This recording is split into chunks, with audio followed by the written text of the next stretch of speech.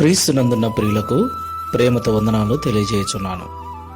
June నెల 21వ తేదీ 2026. ఈరోజు దేవుడు మనకు చేస్తున్న వాగ్దానం ఏమిటనగా, కీర్తనల గ్రంథము 56వ కీర్తన 9వ చరణం.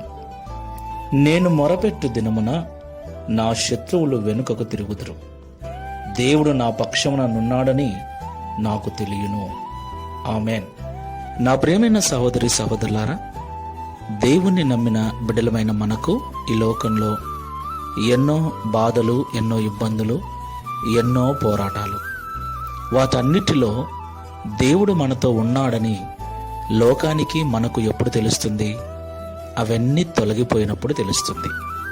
దేవునికి మహిమ కలుగును గాక. అవును ప్రియులారా, లోకములో ఉన్న మనుషులందరికీ ఎలాగైతే లోక సంబంధమైన శ్రమలు ఉంటాయో, క్రైస్తవులమైన మనకు కూడా తప్పకుండా శ్రమలు, నిందలు, అవమానములు, రోగములు, బాధలు మరీ ఎక్కువగా ఉంటాయని దేవుడే స్వయంగా చెప్పాడు.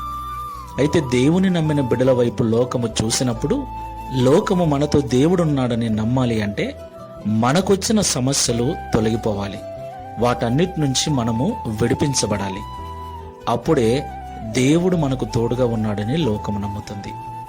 మరి మన దేవుడు వాటన్నిటి నుండి మనల్ని విడిపించగలడా అంటే 100% తప్పకుండా విడిపిస్తాడు.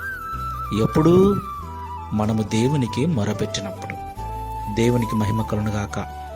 దావీదు భక్తుడు అంటున్నాడు, నేను మొరపెట్టు దినమున నా శత్రువులు వెనుకకు తిరుగుదురు, దేవుడు నా పక్షమున ఉన్నాడని నాకు తెలియను. ప్రియులారా, దేవుడు మన పక్షమున ఉన్నాడు. ఆయన మనతోనే ఉన్నాడు. తప్పకుండా మనకు ఎదురాడే మనుషుల యొద్ద మనల్ని Download ShareChat.